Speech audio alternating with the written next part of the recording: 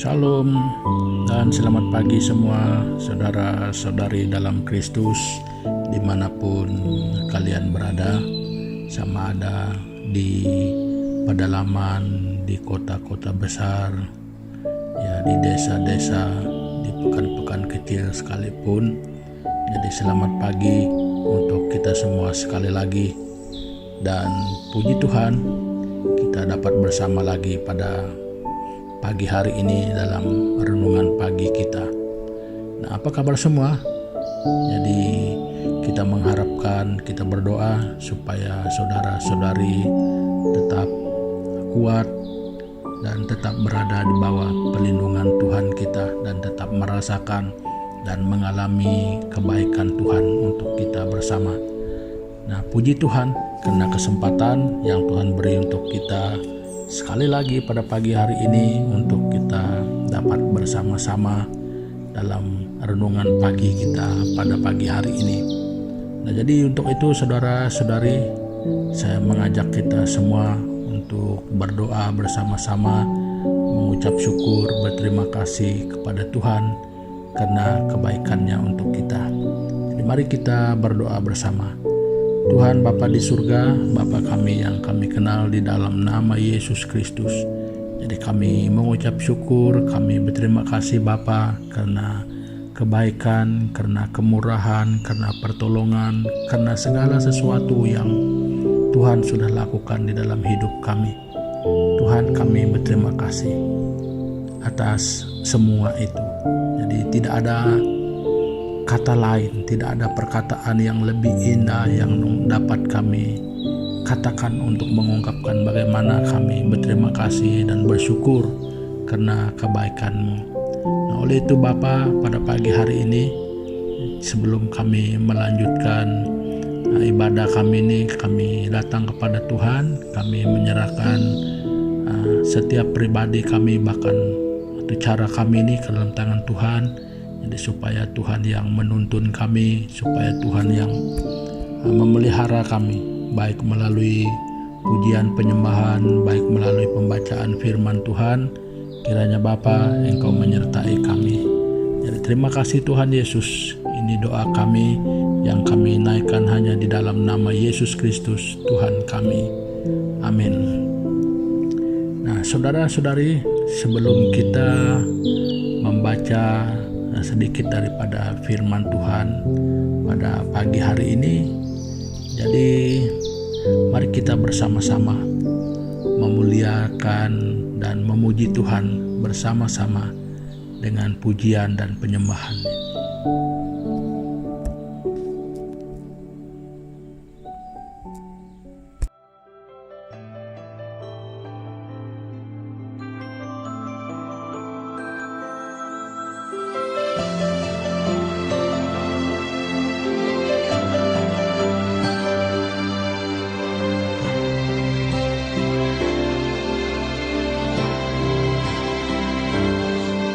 Yakin saat Kau berfirman,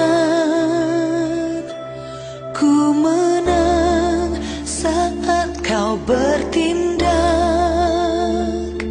Hidupku hanya ditentukan oleh perkataan-Mu. Ku aman karena Kau menjaga, ku kuat karena Kau menopang. Hidupku hanya ditentukan oleh kuasa-Mu. Bagi Tuhan tak ada yang mustahil, bagi Tuhan tak ada yang tak mungkin. Mujizat-Nya disediakan bagiku, ku diangkat dan dipulihkannya.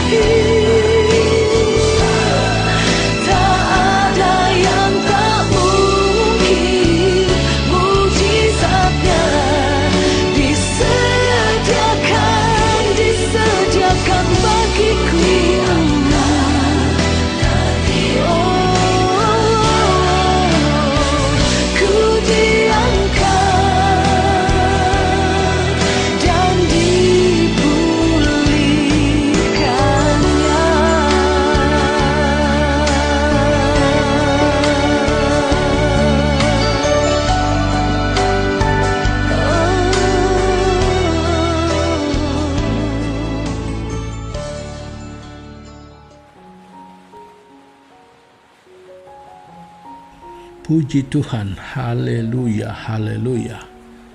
Nah, saudara-saudari, sebagai landasan ataupun dasar untuk kita memulai kehidupan kita pada hari ini, jadi kita membaca bagian firman Tuhan yang terdapat di dalam Injil Yohanes pasal yang pertama. Kita membaca ayat 12 dan 13. Jadi begini bunyinya, tetapi semua orang yang menerimanya diberinya kuasa supaya menjadi anak-anak Allah, yaitu mereka yang percaya dalam namanya.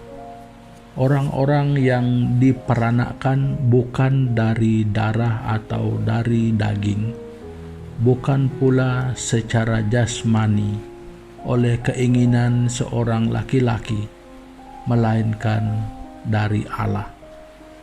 Nah, saudara-saudari, ini satu penyataan Alkitab yang sangat luar biasa, ya. Jadi barang siapa yang percaya dan menerima Yesus Kristus, ada satu perubahan ataupun keajaiban yang sangat luar biasa. Ya, kita diberi kuasa menjadi anak-anak Allah. Ya. Jadi ini satu hal yang sangat luar biasa.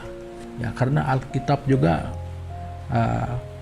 pernah mengatakan, yaitu kalau kita membaca di dalam kitab Ibrani pasal 13 ayat 3 di bagian pertama itu 3e, dia pernah menyatakan bahwa kita ini juga sebelumnya, sebelum kita mengenal Tuhan, kita juga adalah orang-orang hukuman.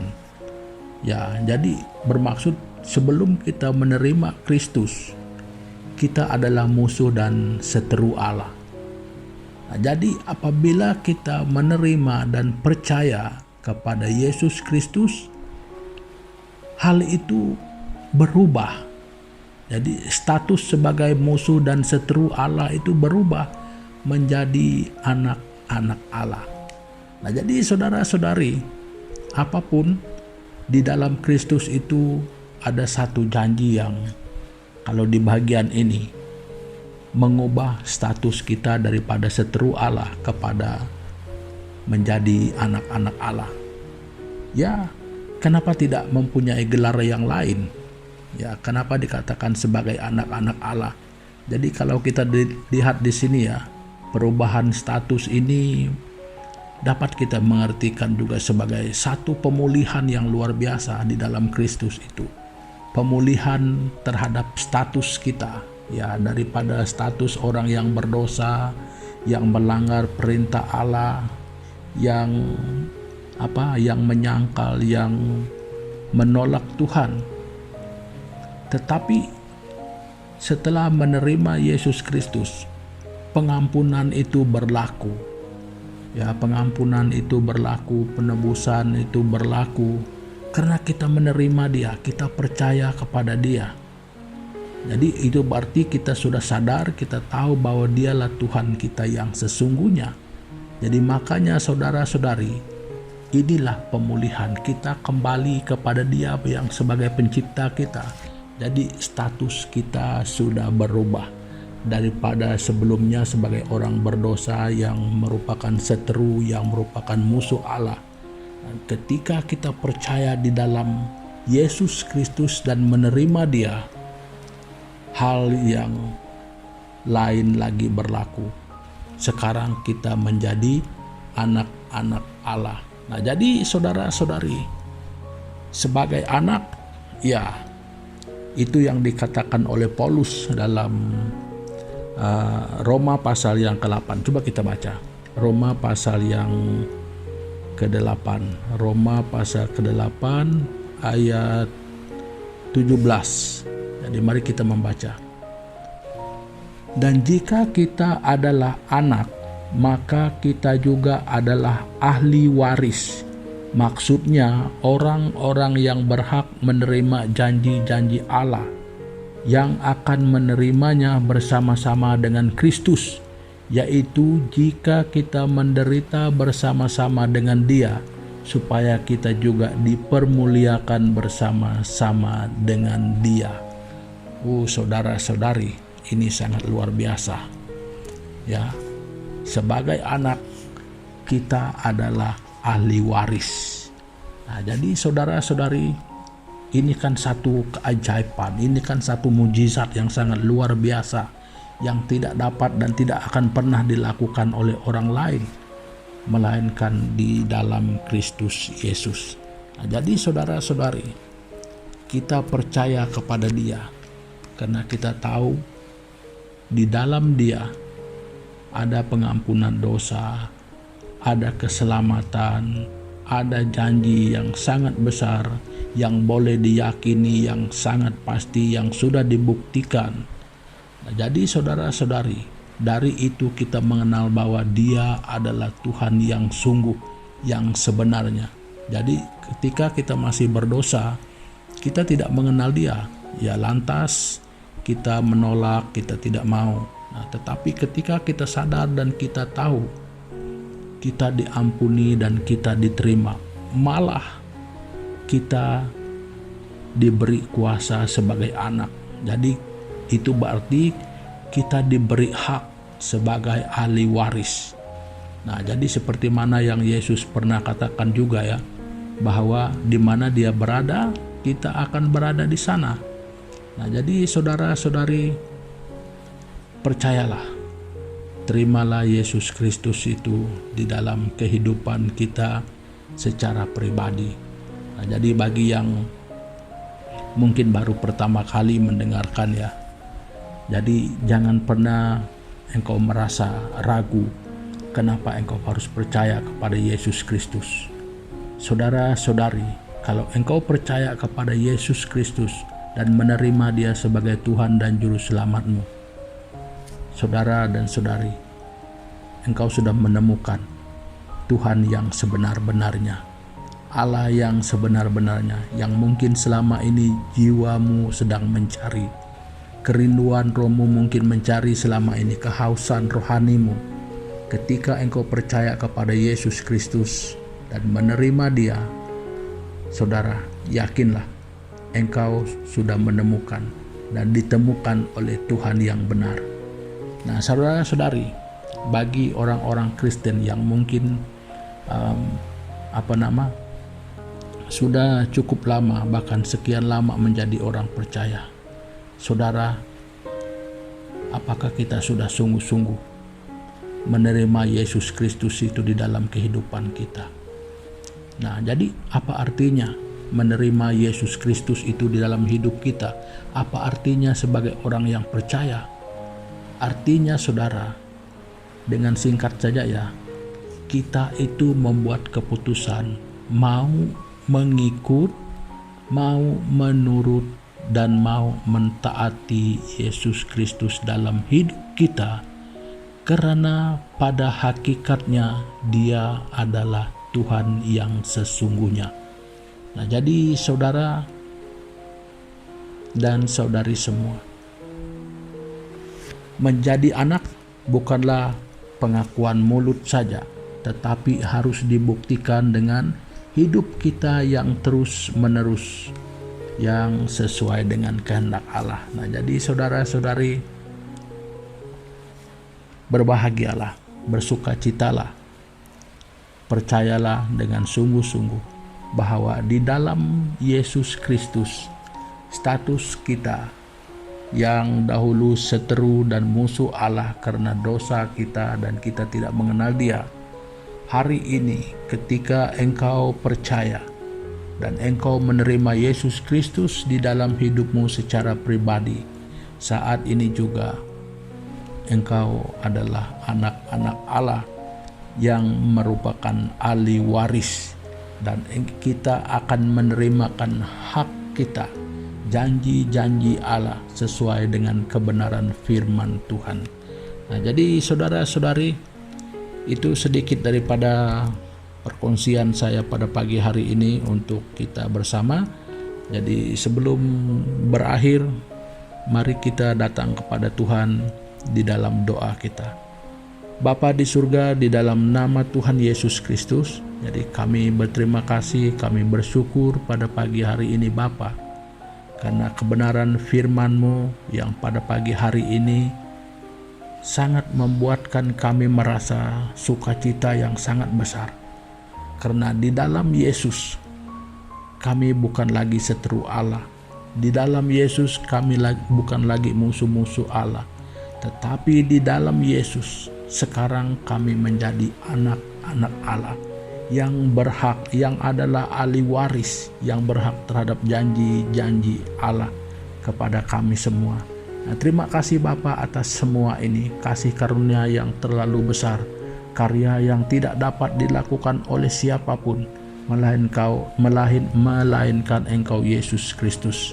Nah, terima kasih Bapa, terima kasih Tuhan. Dan demikian Tuhan kami menyerahkan kehidupan kami bersama pada hari ini, dimanapun kami berada, apapun yang kami lakukan, kemanapun kami pergi, Tuhan, supaya langkah hidup kami jangan pernah terlepas daripada pimpinan-Mu, supaya jangan sampai kami berdosa terhadap Tuhan. Nah, demikian kami mengambil kesempatan ini Tuhan, berdoa bagi saudara-saudari kami yang di dalam keadaan yang sakit, dimanapun mereka berada, di hospital ke di rumah sendiri. Tuhan, kami tidak tahu, tetapi kami menyerahkan mereka ke dalam tangan-Mu. Kiranya Bapa, Engkau menjadi penghibur, Engkau menjadi tabib bagi mereka Tuhan, yang menyembuhkan, yang menguatkan mereka. Nah, terima kasih Bapa, terima kasih Tuhan Yesus. Ini doa kami di dalam nama Yesus Kristus Tuhan kami. Amin. Nah, saudara-saudari, pertemuan kita untuk pagi hari ini sampai di sini dulu, dan sampai kita jumpa lagi di lain kesempatan.